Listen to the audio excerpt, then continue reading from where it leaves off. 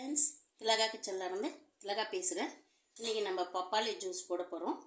அதை எப்படி ஒரு பப்பாளி வச்சுருக்கேன், கட் பண்ணிக்கலாம். ரெண்டு சைடும் ஓரத்தில் கட் பண்ணி எடுத்துக்கோங்க.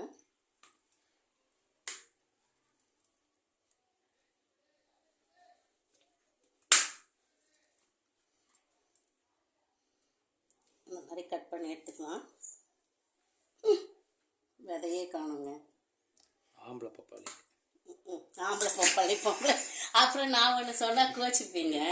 இதில் வந்து பப்பாளி விதை இருக்குல்ல, இந்த பப்பாளி விதையை வந்து நல்லா கழுவிட்டு காய வச்சுட்டு பவுடர் பண்ணி எடுத்து டெய்லி ஒரு ஸ்பூன் சாப்பிட்டா சுகர் ரொம்ப குறைஞ்சிடும். இல்லை, அப்படி தாங்க சொல்லுவாங்க, சுகர் குறையும் அப்படின்னு சொல்லிட்டுன்னு. சரி, இப்போ நம்ம கட் பண்ணி எடுத்துக்கலாம். இது விதை இல்லை, முதல்ல மேலே மட்டும் பப்பாளியை நல்லா கழுவி எடுத்துக்கலாம். இதனால் ஒன்றும் இல்லை, நல்லா தான் க்ளீனாக இருக்குது. இப்போ நம்ம இதை கட் பண்ணி எடுத்துக்கலாம். இந்த மாதிரி பீஸ் போட்டுக்கலாம்.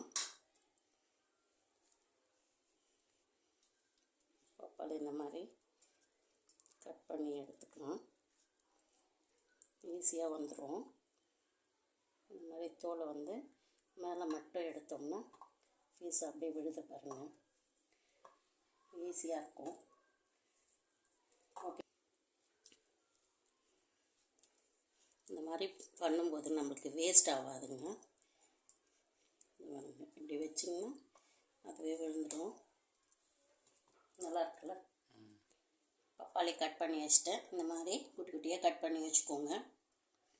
இதுக்கு பால் வந்து ஒரு சின்ன கிளாஸ் தான், இது ஒரு அரை கிளாஸ் எடுத்திருக்கேன். சர்க்கரை 2 டீஸ்பூன், கொஞ்சம் சால்ட் போட்டிருக்கேன். பாலும் சர்க்கரையும் வேணான்னா கூட பரவாயில்ல, நம்ம அப்படியே அரைச்சிக்கலாம். இப்போ அரைச்சி எடுத்துகிட்டு வரலாம் வாங்க.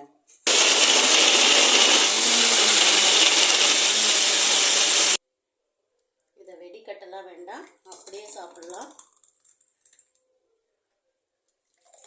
ஐஸ் வேணுன்றவங்க ஐஸ் போட்டுக்கலாம். பப்பாளி ஜூஸ் ரெடி ஆகிடுச்சு. இதை வேணுன்றவங்க வந்து பால் இல்லாமையும் சர்க்கரை இல்லாமையும் கூட சாப்பிட்லாம். பப்பாளி பழம் இனிப்பை பொறுத்து நீங்கள் சுகர் ஆட் பண்ணிக்கலாம். இந்த வீடியோ பிடிச்சிருந்தா லைக் பண்ணி, ஷேர் பண்ணி, கமெண்ட் பண்ணுங்கள். இந்த வெயிலுக்கு ரொம்ப இதமான பழம் இது. பப்பாளி வந்து நிறைய விட்டமின்ஸு, மினரல்ஸ் எல்லாமே இருக்குது. இது குழந்தைங்கள இருந்து பெரியவங்க வரைக்கும் சாப்பிட்லாம். இந்த வீடியோ பிடிச்சா லைக் பண்ணுங்கள். ஓகே, பாய்.